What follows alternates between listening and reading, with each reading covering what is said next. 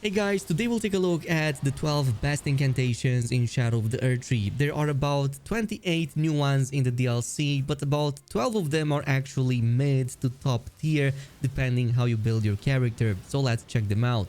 The first one is the Multilayered Ring of Light, which is one of the better options in the new DLC. It actually throws a disc of light, which you can either throw in charged or uncharged, dealing some very solid damage, especially against targets with large hitboxes that don't move as often. And if you stack like a few of these, especially by the fifth one, you're going to absolutely stun enemies. Its posture damage is actually quite decent. You can also use its uncharged version against enemies that tend to approach you, but really you can use this from so far away. It's pretty much like a sniping spell.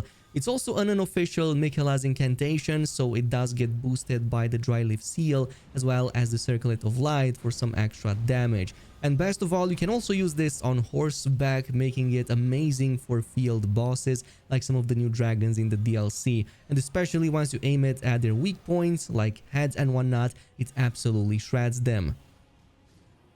The next option, or well, couple of options, are the Bayle related incantations, specifically Bayle's Flame Lightning as well as Bayle's Tyrany. However, I found the first one to pull ahead a bit more.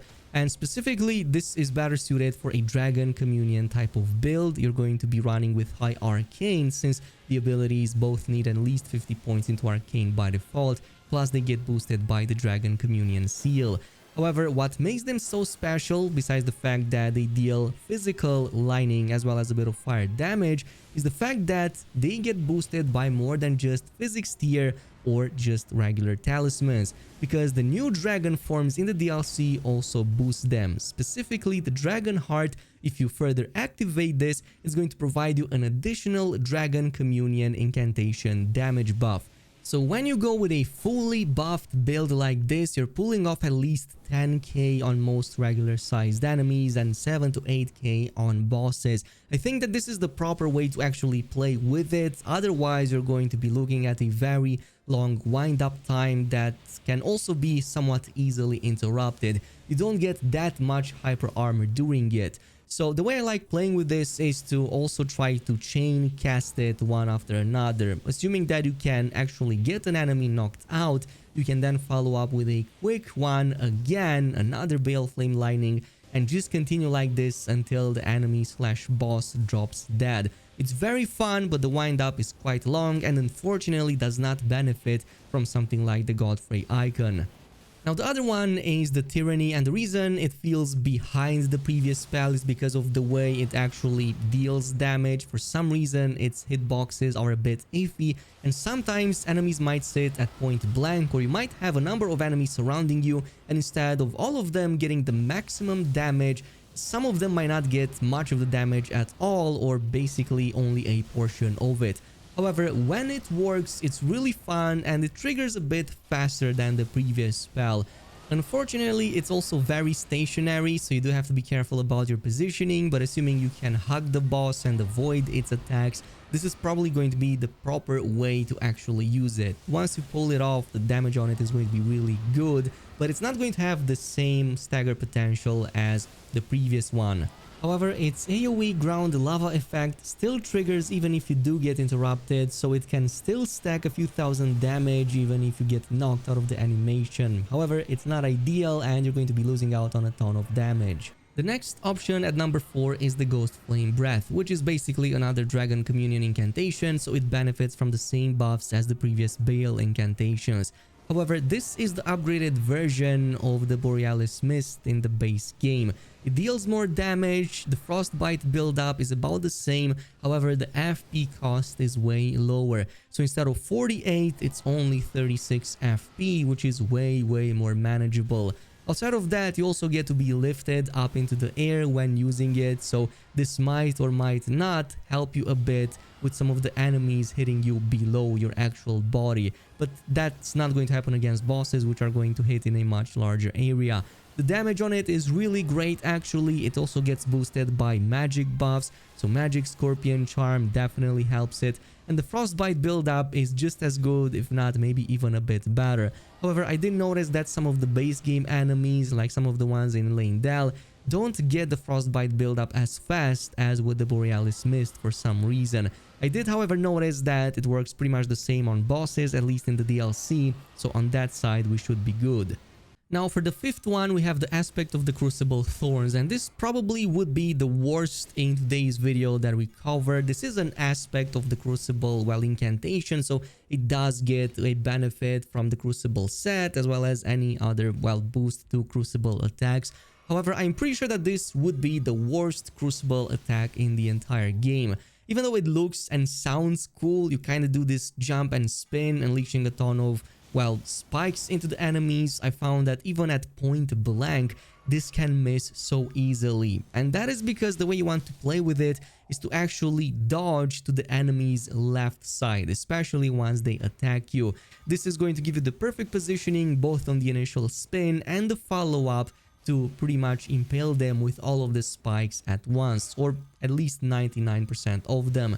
This can be potentially good in PvP if you know how to pull it at the proper time to also kind of dodge enemy attacks. Your lower stance during it can help with that, but again, it's so situational, and if you don't angle this properly, you lose out on 95% of that damage. This is probably the worst of the incantations in today's video, but probably not like the worst in the DLC.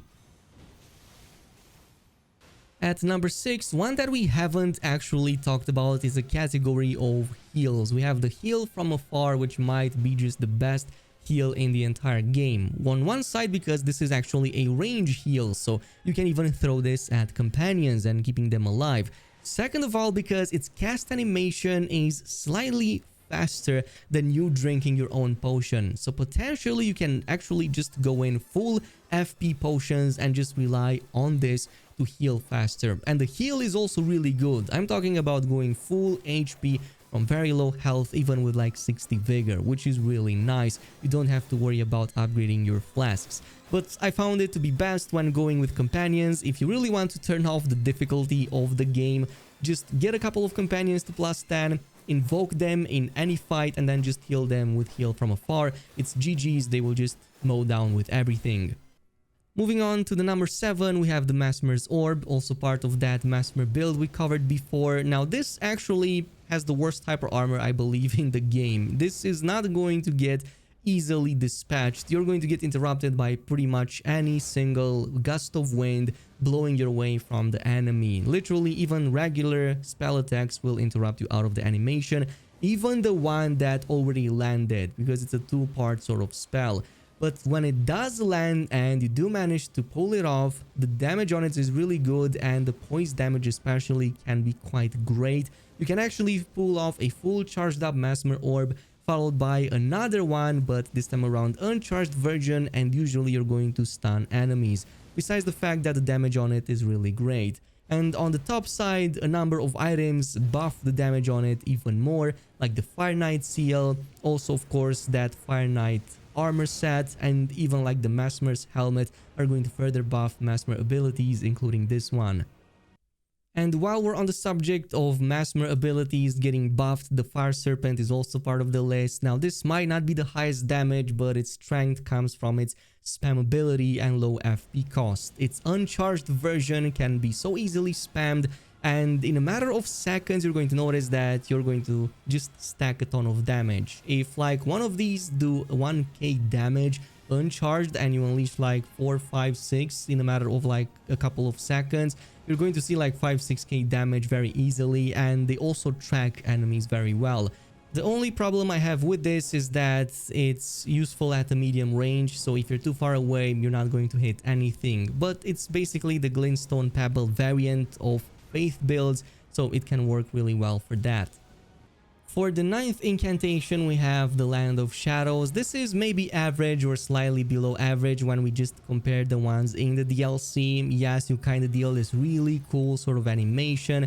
It's kind of like the Elden stars, but they have somewhat better tracking and they just travel faster. So don't expect high damage, don't even expect staggers, but the hyper armor during it is really awesome. And if enemies get close to you, your initial like cast has an explosion which can throw them away, giving you a bit of a breathing room.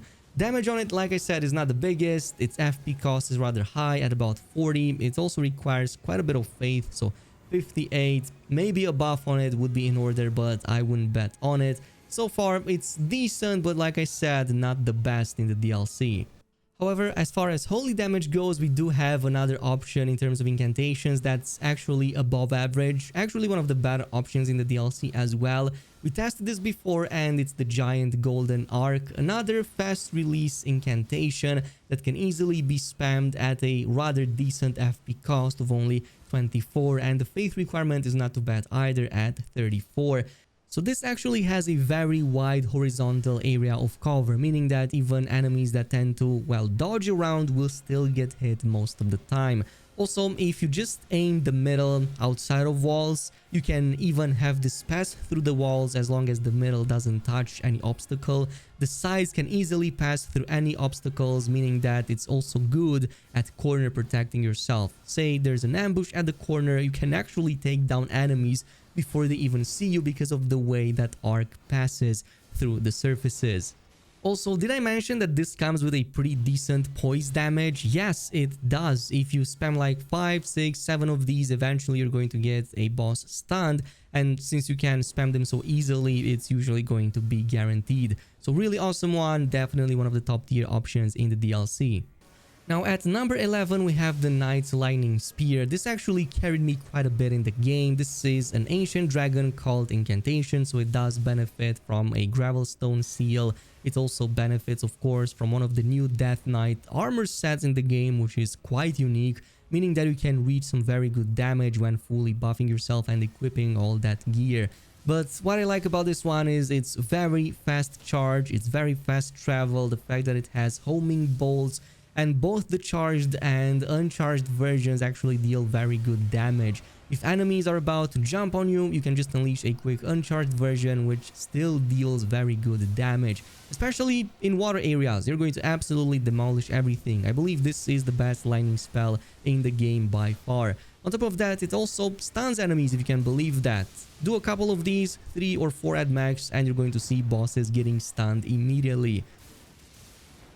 And last but not least, at number 12 we have of course the Pest Thread Spears, the new Pest Thread upgraded version of the DLC. This is basically better than the Pest Threads in almost every way with the exception of travel speed, but in terms of damage it's definitely way higher. So this version is going to absolutely shred enemies with large hitboxes, especially dragons like Bayle or anything rather that is of a huge size will absolutely get demolished as all of these threads pass through their body. So if you aim them especially at their heads, and if it passes through like other body parts, it will still deal the full damage to their body parts and then go into the head and then stop the animation, which is going to make them absolutely absurd at a very low FP cost. Only like 28 is all you need, and on an actual faith requirement that's also pretty low, only 26. However, I do recommend going with a high faith build on this so that you can really scale up that damage depending on the, of course, seal you're going with. Otherwise, really awesome option, and again, top tier right there in terms of incantations. That is pretty much it. Let me know down below if there's any other incantation that you really liked, and maybe one that wasn't present in today's list, but maybe one that still deals very good damage. In the meantime, thanks so much for watching, and I'll see you in the next video.